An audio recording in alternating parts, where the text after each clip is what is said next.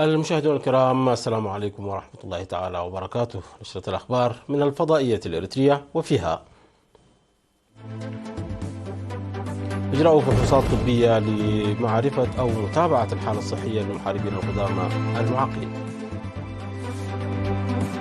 العمل لرفع ثقافة وعي المواطن حول الحفاظ على الغابات والحياة البرية في عيلة برعد.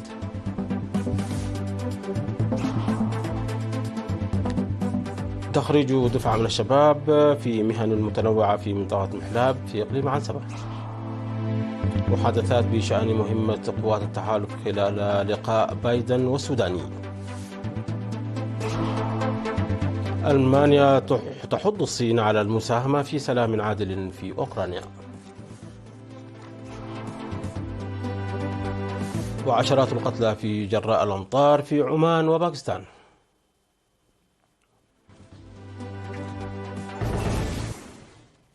أهلا بكم مشاهدينا. أجرت الجمعية الوطنية للمحاربين القدامى المعاقين في إريتريا بالتنسيق مع وزارة الصحة أجرت فحوصات طبية بهدف تقييم الحالة الصحية لقدامى المحاربين المعاقين في إقليم عنسبة. وخلال الخدمة التي قدمها المهنيون الطبيون القادمون من أسمرة وكرن في 13 من أبريل الجاري، قال رئيس فرع الجمعية في الإقليم السيد شمول ودا قرقيس أنه بالإضافة إلى الدعم الطبي المجاني المستمر في الموقع، يتم إجراء فحوصات طبية مرتين سنويا للتحقق من حالتهم الصحية. وأشار إلى أنه تم استئناف الخدمة بعد توقفها بسبب جائحة فيروس كورونا، داعيا المحاربين المعاقين للاستفادة الجيدة من الفرص المتاحة ومتابعة أحوالهم الصحية. وقال السيد رزان مبرهتو رئيس فرع الخدمات الطبية في الجمعية أن البرنامج هو استمرار للمتابعة الصحية التي يتم إجراؤها من وقت لآخر، موضحا استمرارية الحملة. وقال أعضاء الجمعية الذين تلقوا الخدمات أن الفحوصات الطبية ساعدتهم في معرفة أوضاعهم الصحية ودعوا الأشخاص المعاقين للانضواء تحت راية الجمعية لكي يتمكنوا من الاستفادة من جميع الفرص المتاحة. شارك في البرنامج 234 شخصا معاقا، من بينهم 55 معاقة قدموا من 9 مديريات في الإقليم، بينما تلقى 164 شخصا علاجا للعيون، فيما تلقى 70 شخصا أو 70 شخصا آخر خدمات صحية في العظام والجراحة. وتم التبرع بالمعدات الطبية والنظارات التي تم توزيعها على المحاربين القدامى المعاقين من قبل المتخصصين الطبيين المعروفين باسم حبن والذين يعيشون في الخارج. تجري حملات تثقيف وتوعية مكثفة للمواطنين في 14 ضاحية بمديرية عيلة برعد بإقليم عنسبة حول الحفاظ على الغابات والحياة البرية. وقال مسؤول مراقبة الغابات والحياة البرية في المديرية السيد تهبت مكئين نغوسي أن المديرية هي إحدى المديريات التي تتميز بأشجار محلية ومعمرة متنوعة، داعيا إلى تعزيز جهود المواطنين الجارية للحفاظ عليها. وذكر بأنهم ينظمون حملات توعية مكثفة بالتنسيق مع مدراء الضواحي وعمد القرى وأعضاء الجيش الشعبي وغيرهم من الشركاء، حيث ينشطون في عملية الرقابة الجادة، فاتحين 3 نقاط مراقبة في كل من ضواحي شعيب سلبا وحليب منتل وحدش عدي، مشيرا إلى عدم تقلص أنشطة قطع الأشجار لأغراض منزلية وغيرها. وتتميز مديرية عيلة برعد بكثافة الأشجار المحلية المعمرة مثل أشجار التين والزيتون البري وغيرها، والتي تتعرض لخطر الانقراض، مما يستوجب مزيد من أعمال الرقابة الجادة. تخرج في منطقة محلاب بمديرية قلب إقليم عنسبة في 14 من أبريل الجاري 73 شابا، من بينهم 21 شابة تم تدريبهم على إصلاح محركات المياه والعلوم الاجتماعية.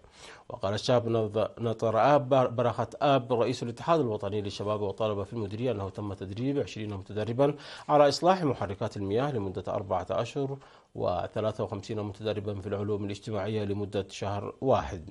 وقال مدير ضاحية محلاب السيد آدم حاج محمد نور أن التدريب سيساهم بشكل كبير في هذا الصدد، حيث أن المنطقة مناسبة للبستنة وتربية النحل وإنتاج الماشية نتيجة وفرة مواردها المائية والأرضية. وذكر الخريجون أن الفرص المتاحة لهم يجب أن تستمر في مجالات أخرى تتعلق بموارد المنطقة، مناشدين بتقديم دعم يساهم في بدء العمل. وفي كلمته الختامية ذكر رئيس فرع الشباب في إقليم عنسبة الشاب الزهزي برخة أن التدريب هو عملية تهيئ للإنتاجية وليست غرضا في حد ذاته، حثا المتدربين على استخدام مهاراتهم لتغيير سبل عيشهم وحياة مجتمعاتهم. يقوم سكان 16 إدارة ضاحية في مديرية شامبوقو بإجراء أنشطة الحفاظ على المياه والتربة 3 مرات في الأسبوع. وقال السيد ماكاري قلاتاغ رئيس مكتب الزراعة في المديرية أن أكثر من 4000 مواطن يعملون يوميا في جميع إدارات الضواحي. وأضاف أن المساحة الإجمالية المقرر تغطيتها تبلغ حوالي 1500 هكتار، وتم الانتهاء من حوالي 500 هكتار حتى الآن، مشيرا إلى توقعاته بانتهاء البرنامج في الوقت المحدد من خلال مشاركة المواطنين الفعالة.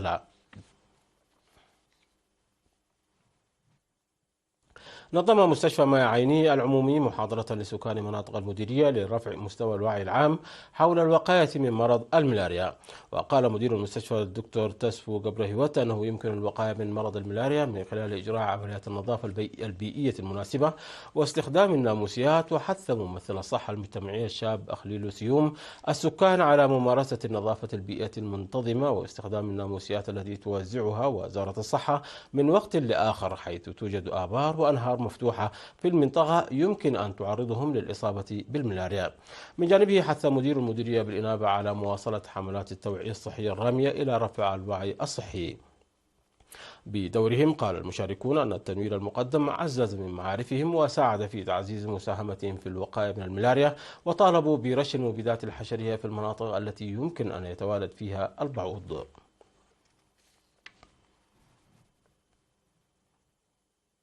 مشاهدينا، نشرتنا تتواصل من الفضائية الإريترية، ولكن بعد فاصل قصير فابقوا معنا.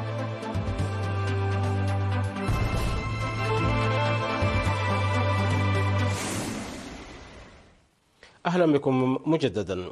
أكد الرئيس الأمريكي جو بايدن ورئيس الوزراء العراقي محمد شياع السوداني خلال لقائهما في واشنطن أكدا مواصلة البحث بشأن إنهاء مهمة قوات التحالف الدولي لمكافحة المتشددين. وأتى استقبال الرئيس الأمريكي لرئيس الوزراء العراقي في البيت الأبيض في خضم توتر متصاعد في الشرق الأوسط على خلفية الحرب بين إسرائيل وحركة حماس في قطاع غزة والهجوم الإيراني على إسرائيل ردا على قصف قنصلية طهران في دمشق. وأكد بيان مشترك عن الرئاسة الأمريكية ورئاسة الوزراء العراقية أن بايدن والسوداني ناقشا التطور الطبيعي للتحالف الدولي ضد تنظيم داعش في ضوء التقدم الكبير الذي تم إحرازه خلال 10 سنوات. وأبرزا الحاجة إلى أخذ عوامل عدة في الاعتبار، منها التهديد المستمر للمتشددين خصوصا تنظيم داعش، ودعم الحكومة العراقية، وتعزيز قدرات قوات الأمن العراقية.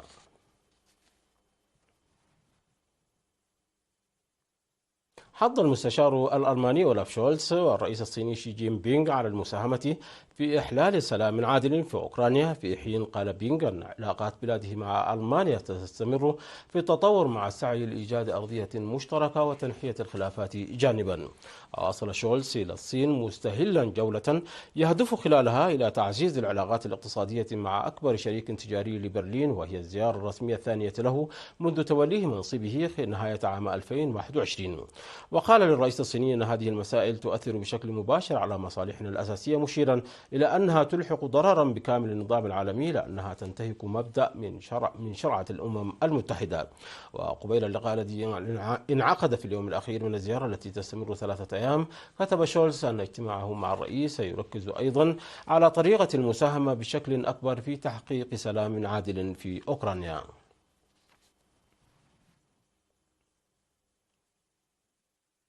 أدت الأمطار الغزيرة والسيول في سلطنة عمان إلى مصرع 18 شخص، بينهم 10 من طلاب المدارس وفقدان 3 آخرين، في حين أعلنت السلطات الباكستانية ارتفاع عدد قتلى الأمطار في مناطق بالبلاد إلى 55 شخصا.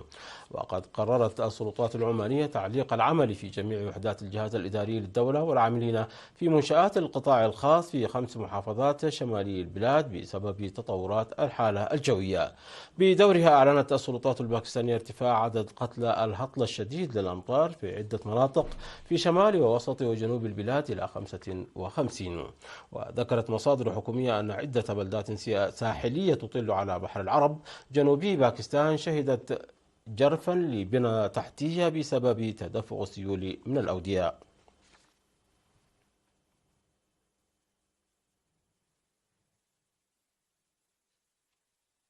تعمل شركة تسلا على خفض أكثر من 10% من قوتها العاملة، ما لا يقل عن 14 ألف وظيفة، في الوقت الذي يضرب فيه تباطؤ السيارات الكهربائية في جميع أنحاء العالم وحرب الأسعار الوحشية شركات صناعة السيارات الأمريكية. وتأتي تخفيضات الوظائف في الوقت الذي أحدث فيه التباطؤ في مبيعات السيارات الكهربائية موجات عبر صناعة السيارات العالمية، حيث قامت الشركات عبر سلسلة التوريد من كوريا الجنوبية إلى ألمانيا بخفض الوظائف وخفض التكاليف. وعلى عكس شركات صناعة السيارات القديمة، فإن شركة سلا معرضة بشكل خاص للتباطؤ نظرا لتركيزها الحصري على السيارات الكهربائية.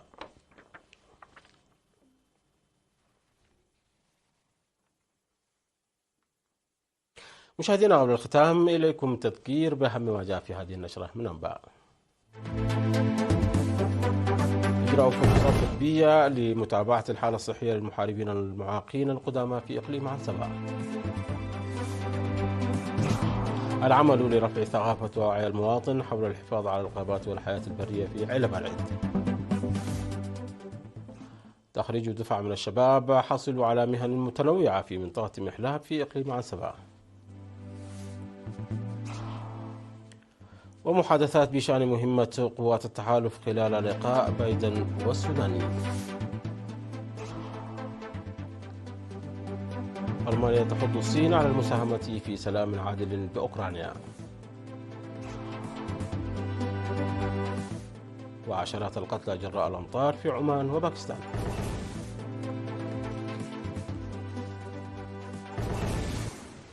مشاهدينا، انتهت النشرة. شكرا على حسن المتابعة. تحية لكم أينما كنتم. إلى اللقاء.